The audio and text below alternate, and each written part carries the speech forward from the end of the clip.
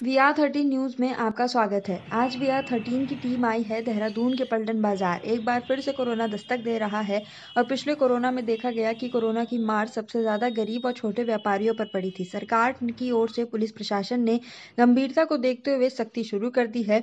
बात करें चुनावी रैलियों पर रोक लगा दी गई है। बिना मास्क के प्रशासन भी सख्त नजर आ रहा है। ऐसे ही मुद्दों को समझने के लिए आज बात करते हैं व्यापारियों से।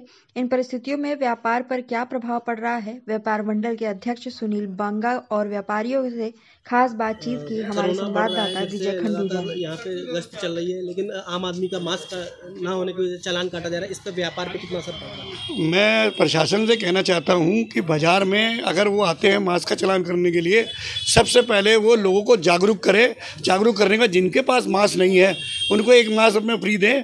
और चालान तो बहुत बात की बात है, चालान बाद में काटे। पहले जो है सबसे पहले जागरूक करके कि जो है आप मास्क पहनिए, मास्क ना पहनने से आपको ये नुकसान है तो ये बताएं। तो सब जनता को मास्क पहनने की वो दें। अगर वो चालान करते हैं तो उसमें क्या होता है, जो बाज़ार के अंदर जो ग्राहक आ रखा होता है उस ग्राहक से जो अगर वो पैसे ले लेते हैं तो बाज़ार का पैसा जो है वो पुलिस प्रशासन ले जाती है। तो इससे बाज़ार में वैसे ही व्यापार ठप है। और मैं ये पुलिस प्रशासन से कहना चाहता हूँ कि वो चालान ना करे, वो जागरूक करे और लोगों को अगर नहीं जिनने पहना मास्क उनको मास्क दे कि आप मास्क पहने। इससे बाज़ार में बहुत नुकसान हो रहा है। और दूसरा, स्मार्ट सिटी का जो काम है 4 साल से चल रहा है, अभी तक वो धरातल में कुछ दिखाई नहीं दे रहा है। इसमें केंद्र सरकार ने 1400 करोड़ रुपया पर स्मार्ट सिटी के लिए पास किया हुआ है। उसमें से ये आधा पैसा तो ये ख़त्म कर चुके हैं और ऐसा लग ही नहीं रहा कि कुछ भी काम हुआ हो स्मार्ट सिटी का। तो मैं ये कहना चाहता हूँ कि स्मार्ट सिटी का जो काम है इसे जल्दी जल्दी पूरा करा जाए, क्योंकि दुकानदार भी इससे परेशान है। और दूसरे जो दुकानदारों के छज्जे तोड़े हैं उन छज्जों का निर्माण जल्दी करें। अभी थोड़े दिन पहले डीएम साहब के यहाँ मीटिंग हुई थी, उन्होंने जो है 5 करोड़ रुपए छज्जों के लिए पास किया है। उसे पास करे भी आज 15-20 दिन हो गए हैं। तो उसको धरातल पर उतारा जाए और छज्जों को बनाया जाए, जिससे दुकानदारों को धूल मिट्टी बरसात से परेशानी का जो सामना करना पड़ रहा है उससे बचाव हो। देखिए, प्रशासन जो है जिस तरीके से बाज़ार में लोग बेवजह घूम रहे हैं, बिना मास्क के घूम रहे हैं, प्रशासन उनका चालान काटते हैं। मैं इसमें प्रशासन के साथ हूँ बिल्कुल। लेकिन क्या है, प्रशासन बार बार अगर बोलता भी है तो भी लोग नहीं मानते। लोग बिना मास्क के ही घूमते रहते हैं सोशल डिस्टेंसिंग के नाम पे। तो अगर आप देखेंगे तो पलटन बाज़ार और रेंजर्स कॉलेज में जो फड़ लगती है उसमें बहुत ही बुरा हाल है। तो प्रशासन बिल्कुल अपनी जगह पे सही पे है जो चालान करती है। तो सरकारी विभाग में भी कई बार देखा जाता है कि बिना मास्क के लोग घूम रहे, तो क्या वहाँ पे भी पुलिस प्रशासन जाना चाहिए, रैलियों में भी जाना चाहिए, तो वहाँ कहीं ना कहीं कमी रह जाती है? देखिए, ऐसा है ना, ये बात में तो मैं सहमत रहूँगा। आपके माध्यम से मैं बताना भी चाहूँगा और कहना अपनी मर्जी से क्या सबकी तरफ से कहना भी चाहूँगा कि मास्क जो अनिवार्य है वो खाली ये चीज़ देख के नहीं है कि सिर्फ बाज़ार में ही लागू होना चाहिए, वो सरकारी दफ्तरों में भी लागू होना चाहिए। और जिस तरीके से आप सोशल डिस्टेंसिंग के पालन की बात करते हैं तो वो बड़े बड़े नेताओं की रैलियों में भी होना चाहिए।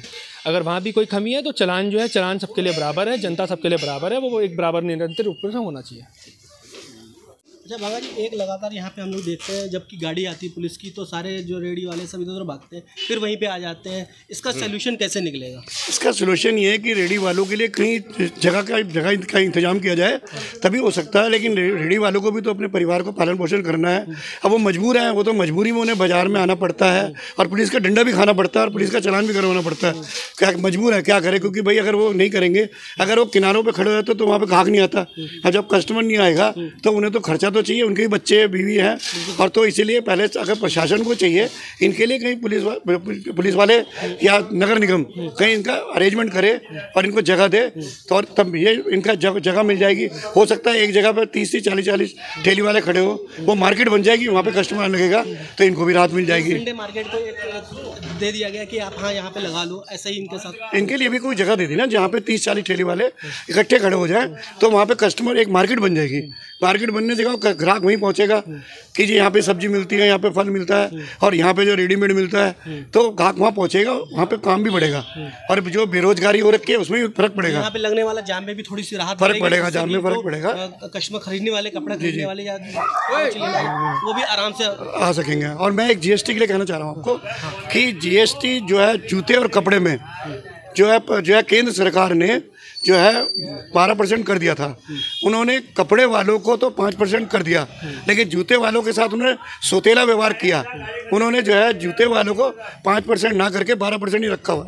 तो हमने कई बार केंद्र सरकार से भी हमने ज्ञापन दिया, हम जो है GST ऑफिस पर भी के पास गए, उनको भी ज्ञापन दे के आए, लेकिन हमारी कोई सुनवाई नहीं हो रही है। और हम दोबारा से केंद्र सरकार से निवेदन करते हैं कि जो जूते वालों को जो GST है 12%, उसको भी 5% किया जाए, क्योंकि जो केंद्र सरकार के लिए तो सब व्यापारी एक बराबर है। भाई जूते वालों ने क्या गलती कर दी? भाई जूता महंगा आएगा, हम नहीं बेच पाएंगे। जो जूता हमारा 500 रुपये का आता था, उसमें 5% लगता तो 25 रुपये लगते थे। अब उसके अंदर जो है 12% के हिसाब से जो है 60 रुपये लगेंगे। 60 रुपये लगने के बाद खर्चा बढ़ गया। तो इसकी तरफ से आपने कोई DM को या किसी को ज्ञापन दिया? DM को भी ज्ञापन दिया हमने, और GST ऑफिसर के पास गए थे हम, GST ऑफिसर के पास गए थे। भाई उन्होंने ये कहा था कि भाई ये हमारे हाथ में नहीं है, इसको हम आपके जो ज्ञापन को हम केंद्र सरकार को भेज देंगे। अब केंद्र सरकार ने उसका कोई संज्ञान नहीं लिया। अब लेना चाहिए संज्ञान की, भाई जूते वाले भी तो कमाएंगे तभी तो गाड़ी चलेगी। अगर हम कमाएंगे नहीं, अब तो आचार संहिता लग गया, उसके बाद ही जो भी होगा। अब तो फिर जो है जो नई सरकार जो आएगी तब हम ही कर सकते हैं। हम अभी तो हम रिक्वेस्ट ही कर सकते हैं, लेकिन अगर इस समय केंद्र सरकार से कोई दिक्कत नहीं है, केंद्र सरकार तो सब कुछ कर सकती है। केंद्र सरकार क्या, केंद्र सरकार तो 5 साल अभी है, 5 साल ही तो 2.5 साल अगर जो मोदी जी ने कर लिए, 2.5 साल और बचे हुए, केंद्र सरकार कर सकती है ना। इसमें आचार संहिता का कोई मतलब नहीं है। इसमें अगर केंद्र सरकार चाहे तो इसे कम कर सकती है और जूते वालों को भी राहत दे, तभी जूते की कमी आएगी, तभी हमारा बिजनेस बढ़ेगा। जूते वालों को बिजनेस खत्म हो जाएगा तो क्या होगा? सब परेशान, दुकानदार परेशान रहेंगे, और दुकानदारों को परेशान ना करे सरकार, यही हमारा निवेदन है। काम नहीं हुआ तो इसमें व्यापारी होते हुए आप कैसे देखते हो?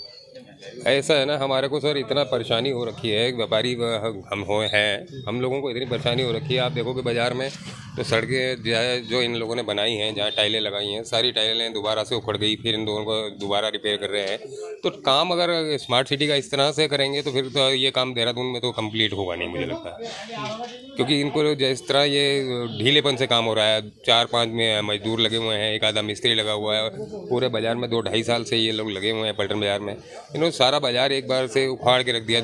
हमारे दुकानदारों, हम जितने भी दुकानदार हैं, इतना नुकसान हुआ है, ग्राहक आ नहीं रहा। ग्राहक गंदगी में कहाँ आता है? भाई आदमी तैयार होकर आता है तो निश्चित है उसे धूल मिट्टी से तो वैसी एलर्जी होती है, तो वैसी वो धूल मिट्टी और इतनी परेशानी हो रही है, सड़कों में इतना मतलब गंदगी मची रहती है, तो हम लोग बहुत परेशान हैं। व्यापार तो हमारा जो है लगभग जो है डूब सा गया हुआ है। तो हम जो चाह रहे हैं, गवर्नमेंट से चाह रहे हैं कि गवर्नमेंट अगर इसको जल्द से जल्द ख़त्म करती है तो सही है, और नहीं तो अन्यथा व्यापारी हो सकता है सड़क पर ना उतर आए, क्योंकि व्यापारियों के घर में भी भाई बच्चे हैं, बुजुर्ग हैं, उन लोगों का खाना पीना है, कहाँ से करेगा तो व्यापारी? क्योंकि व्यापारी को कोई गवर्नमेंट तो सरकार तो कुछ देती नहीं है, बल्कि लेती है। महंगाई तो लगातार ही बढ़ रही है। आप हर चीज़ के दाम बढ़े हैं और इस वजह से मार्केट बहुत डाउन चल रही है और काफ़ी समय से चल रही है। तो सरकार ने इस तरफ कोई कदम नहीं उठा रही है। आज पेट्रोल, डीजल, हर तरह की चीज़ें महंगी हुई हैं, भाड़ा महंगा हुआ है, कच्चे माल हर तरीका महंगा हुआ है।